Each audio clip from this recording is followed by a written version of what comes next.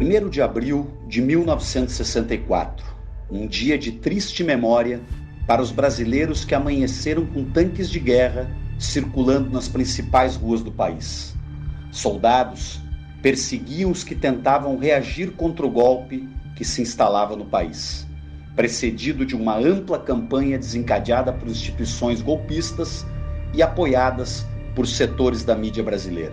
O alvo direto, a deposição do presidente João Goulart. O pano de fundo, deter as reformas em andamento que tornariam o Brasil um país mais justo.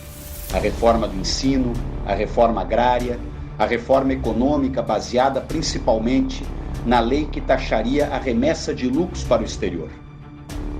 O Brasil mergulhou num pesadelo disfarçado por campanhas ufanistas que escondiam a cruel realidade dos porões do golpe. Prisões ilegais, perseguições de todo tipo, tortura como método e assassinatos de brasileiros.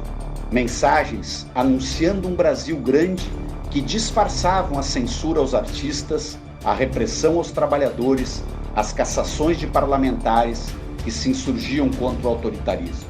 Centenas tombaram nos porões dos aparelhos repressivos.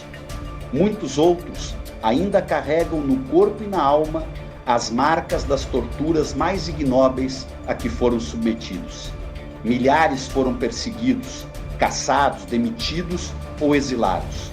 Gerações de brasileiros que contribuiriam para o crescimento do país foram excluídos da vida nacional em razão de suas posições políticas. Mas o Brasil reagiu.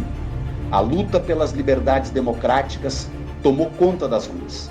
A partir do ABC Paulista, trabalhadores desafiaram a exploração nas fábricas. Trabalhadores sem terra desafiaram o modelo agrícola excludente. Estudantes se rebelaram contra a repressão nos ambientes de ensino. E muitos lutadores participavam de um amplo movimento pela anistia ampla, geral e irrestrita. A ditadura foi perdendo força até que desmoronou. A noite durou 21 anos, mas os pesadelos nos assaltam até hoje.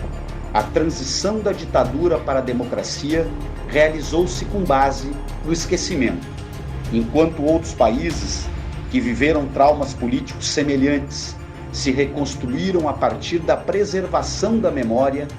A produção do esquecimento construiu uma narrativa ambígua daqueles anos tenebrosos, e esta profunda distorção histórica coloca o Brasil de hoje no impasse em que ele se encontra. Infelizmente, o cargo de presidente da República é exercido por alguém que nunca negou a sua condição de entusiasta da ditadura. Pela memória do coronel Carlos Alberto Brilhante Ustra, adepto da tortura e admirador de ditadores sanguinários e de assassinos que impunemente prestaram seus ignóbeis serviços durante o regime militar.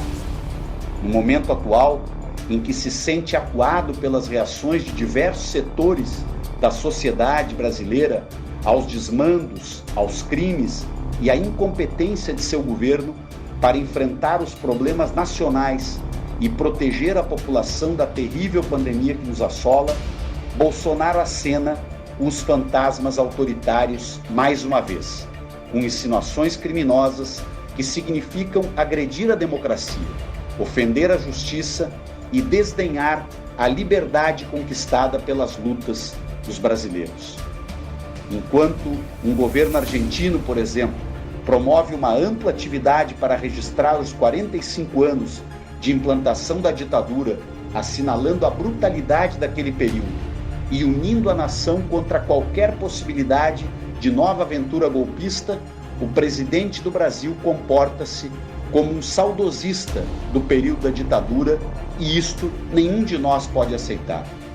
Nesses tempos, observamos com preocupação a crescente partidarização de setores das Forças Armadas, ocupando espaços cada vez maiores na estrutura administrativa, defendendo este governo num crescente e preocupante processo de militarização do governo brasileiro. As Forças Armadas têm um papel importante na sociedade brasileira. claramente definido pela Constituição Federal e a ela devem total obediência. Portanto, dela se exige equilíbrio e bom senso para repudiar as insinuações totalitárias propagadas pelo presidente Bolsonaro.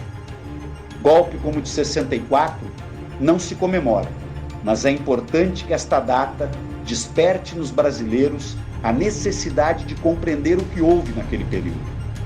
Nas marcas perversas que a ditadura civil, militar e midiática ainda provoca na sociedade brasileira hoje, como um entrave para que possamos consolidar o nosso processo democrático. Que as provocações de Bolsonaro encontrem em todos nós, no povo brasileiro, uma resposta vigorosa. Ditadura nunca mais.